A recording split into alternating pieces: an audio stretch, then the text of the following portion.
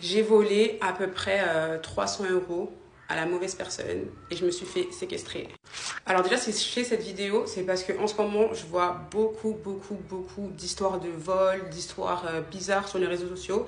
Et je me dis que c'est mon rôle de faire un peu de prévention parce qu'on ne peut pas faire n'importe quoi avec n'importe qui.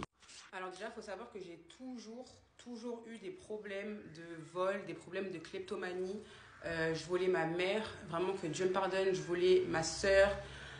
Chaque membre de ma famille, je pense que j'ai volé chez lui ou chez elle. Je volais principalement de l'argent et j'ai appris après, en allant chez plusieurs psychologues, etc., que si je faisais ça, c'est parce que j'avais un manque d'attention. Parce qu'en vrai, je manquais de rien, tu vois. Ma mère, elle a toujours tout fait pour nous éduquer du mieux qu'elle a pu toute seule avec ma sœur. J'ai jamais manqué de rien. Enfin, c'était vraiment des bêtises parce que je voulais qu'on me calcule, en fait.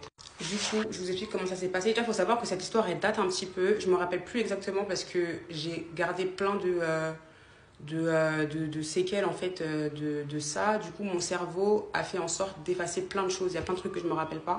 Alors du coup, comment j'ai rencontré cette personne? À la base, j'étais modèle photo.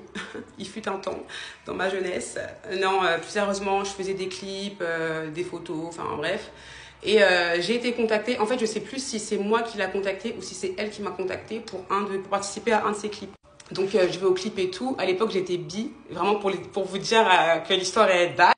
Donc j'y vais comme ça avec mon ex-mec du coup. Donc on y va, tout se passe super bien, vraiment grave bon délire, grave bon clip et tout. Et j'étais déjà fan de ce qu'elle faisait en soi, tu vois. Donc je pouvais que kiffer. Et il y a eu un grave bon feeling parce qu'en fait on a une origine en commun. Il faut savoir que moi j'ai grandi avec ma mère qui est béninoise, c'est mon géniteur qui est ivoirien. Ma mère est béninoise, ce qui fait que j'ai grandi vraiment dans la culture béninoise, tu vois. Et j'ai toujours manqué de ce truc de mon côté ivoirien. Du coup, quand j'ai su qu'elle était ivoirienne et tout, enfin, bref, bon délire et tout, j'ai kiffé. Et bref, on se rapproche et tout, grave bon délire, grave bonne complicité, tout ça. Et elle m'a vraiment pris sous son aile en mode, elle me traitait comme elle traitait sa petite sœur, tu vois, vraiment. Elle m'emmenait partout, elle m'a fait voyager, enfin, bref, elle m'a mis bien. Et moi, ce que j'ai fait pour la remercier, comme j'étais une petite conne, et ben, je volais. J'ai pas volé des grosses sommes, tu vois. En fait, je volais 20 € par-ci, 20 € par-là. Jamais à elle, hein. J'ai jamais volé de l'argent à elle, elle-même, à proprement parler. Mais je volais à des membres de son équipe. Donc, en vrai, c'est la même chose. Donc, je prenais. Et au début, je vous ai dit, ouais, j'ai volé 300 €. Mais en vrai, peut-être que c'est moins, peut-être que c'est un petit peu plus. Je sais pas, parce que je prenais vraiment, genre, 20 € par-ci, 20 € par-là. Genre, j'ai pas calculé. Et un jour, comme Dieu est grand et comme tout se paye dans la vie, vraiment tout ce que tu fais de mal se paye et te revient en pleine figure. Et un jour comme ça, on va au studio, je suis posée avec sa meilleure amie et tout, et un moment où elle est inattentive et tout, je fouille dans son sac et je prends un billet de 50.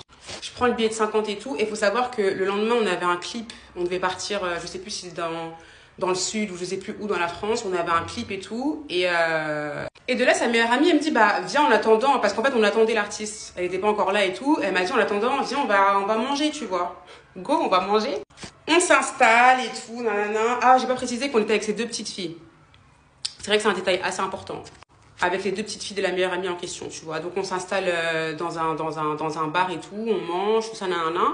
Et au moment de payer, au moment de l'addition, sa meilleure amie, elle regarde dans son portefeuille, tu vois, et elle voit que les 50 €, ils ont disparu. Et je fais la meuf grave choquée. Oh là là, mais qu'est-ce qui se passe et tout? T'es sûre que tu les as pas oubliés au studio, tout ça, nanana. Elle me dit non, je suis sûre. Et là, elle appelle l'artiste, du coup. Donc elle appelle, elle lui dit ouais, il me manque 50 balles et tout. Je suis sûre que c'est quelqu'un qui me les a pris, en gros, tu vois. Je suis pas folle, j'ai pas bougé, je suis sûre que quelqu'un me les a pris. Donc l'artiste, elle arrive nous récupérer en voiture et tout. Et déjà, je vois sa gueule, elle est vénère. Elle est vénère, vraiment. Et moi, en vrai de vrai, je savais pas quoi dire. Je me rappelle plus de comment je réagissais à ce moment-là, tu vois. Mais il me semble que je savais pas quoi dire. Genre, j'étais en mode, ah ouais, merde, genre, c'est chaud et tout. C'est chaud qu'il y ait un voleur parmi nous, tout ça. Genre, je faisais la meuf un peu choquée, mais je parlais pas trop non plus, tu vois. De là, on arrive au studio. C'est pas, elle me dit, Naïla, déshabille-toi. Au studio, il y avait à peu près 7 personnes. Et je vous ai dit, il y avait les deux petites aussi. Donc, on va dire, il y avait 9 personnes. Et dans ces 9 personnes, il y avait des hommes. Elle me dit, Naïla, déshabille-toi et tout, et il y a quelqu'un qui a essayé de prendre ma défense en mode, mais non, c'est pas Naïla, n'importe quoi. Genre, elle nous ferait jamais ça, tout ça. Qu'est-ce qui t'arrive, tout ça, je sais pas quoi, tu vois. Et elle voulait pas lâcher. Elle me dit, Naïla, déshabille-toi. Et moi, je savais que c'était mort. Genre, je savais que là, aujourd'hui, ça allait être chaud. Donc, je me déshabille. J'avais une combi. Je me rappellerai toute ma vie, j'avais une combi. Donc, je me déshabille. Vraiment, je suis nue, tu vois. Genre, seins nus, string, genre. Devant tout le monde. Genre, devant toutes les personnes qui étaient là, tu vois. Au moment où je me déshabille, il y a une des personnes qui prend les petites avec lui, je me rappelle. Il prend les petites avec lui. Et en gros, il dit aux petites, vas-y, on descend, on va faire un tour, tu vois. Je finis de me déshabiller. Et de là, je la vois prendre un bâton et elle m'a frappé. Elle m'a frappé et en vrai de vrai, je me défendais pas. Je me suis mis en boule comme ça sur le sol et je me laissais frapper, tu vois. Elle s'est arrêtée de me frapper. Elle m'a pris entre ses cuisses et elle a commencé à me couper mes locks. Elle me coupait mes locks tout en m'insultant et en me disant en gros pourquoi t'as fait ça, tu vois.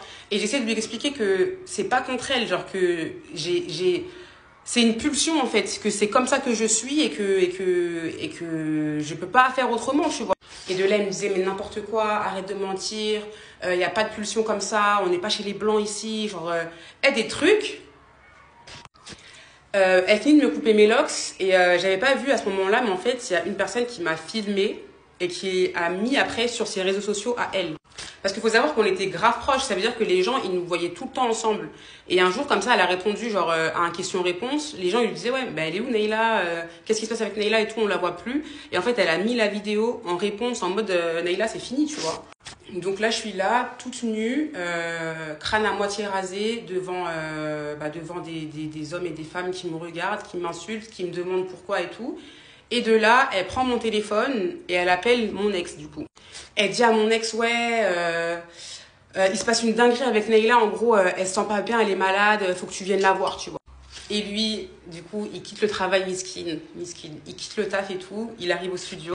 Il faut savoir que le studio, c'était un studio neuf, en construction. Ça veut dire qu'il y avait plein d'endroits où c'était pas construit, tu vois, en mode en travaux. Elle m'installe dans une pièce où il y a rien, où il y a juste une chaise. Et là, je comprends que je vais rester là, en fait. Je vais rester là et que ça va être chaud pour moi. Donc de là, on me fait asseoir sur la chaise et tout. On m'attache avec des cordes d'espèces de cordes de serrage, tu vois. On attache mes mains et on attache mes pieds, tu vois, pour vraiment pas que je bouge. Et pendant qu'on m'attache, j'entends mon ex arriver. Et j'entends en gros qu'on lui explique ce que j'ai fait, tu vois. Et de là, on lui dit, t'as deux solutions. C'est soit ta go, on va la faire tapiner pour qu'elle nous rembourse l'argent et gros, tu vas la retrouver dans des états sombres. Ou soit on prend ta carte et on retire le maximum d'argent qu'on peut avec ta carte, tu vois. Donc lui, ce qu'il a fait, et Dieu merci, tu vois, c'est qu'il a donné sa carte, il a donné son code. Et au final, ils ont retiré, je crois, 600 balles, 600 ou 900 euros, je ne m'en rappelle plus. Mais une somme qui dépassait en plus la somme que j'avais volée initialement, tu vois. Mais bref. Et pendant qu'ils parlent, pendant que je les entends parler, il y a une personne qui vient et qui me lance des seaux d'eau glacée, genre. Je ne sais pas si c'était pour me réveiller ou si c'était pour me rendre malade, je sais pas. Mais en tout cas, la personne, elle est venue au moins 3 fois me lancer de l'eau sur moi, genre. Après qu'un membre de son équipe soit parti retirer l'argent et tout, ils sont revenus et ils m'ont libérée. Ils m'ont libérée parce que mon ex a pu payer en gros ma liberté, tu vois. Ils m'ont libérée aussi parce que le lendemain, si vous vous rappelez, au début, j'ai dit qu'on avait un clip. Donc ça veut dire qu'elle ne pouvait pas faillir à ses obligations, tu vois. Et ils m'ont bien précisé qu'en gros, que si mon ex n'était pas venu me libérer, j'aurais été... leur objet en fait. And this is that story. Non, plus sérieusement, si je fais cette vidéo, c'est vraiment pour vous dire que faut pas voler les gens. Sincèrement, faut pas voler les gens. Faut pas voler les gens qui vous font confiance, premièrement. Et faut pas voler les gens qui sont des honnêtes travailleurs et qui se lèvent le matin tous les jours pour pouvoir mettre de la nourriture dans leur assiette, en fait. Il faut savoir que depuis cette histoire, j'ai plus jamais volé. Les psychologues ne m'ont pas aidé, mais la séquestration l'a fait. Et voilà, je suis heureuse d'aller mieux aujourd'hui parce que je vais pas vous mentir que c'était hyper compliqué, hyper compliqué pour me remettre de tout ça. Et même pour elle au final, hein, j'imagine même pas à quel point c'est compliqué, tu vois. T'as fait rentrer quelqu'un dans ta vie pour au final qu'elle te vole de l'argent, genre. Morale de l'histoire, ne volez pas les gens et soyez bons, genre.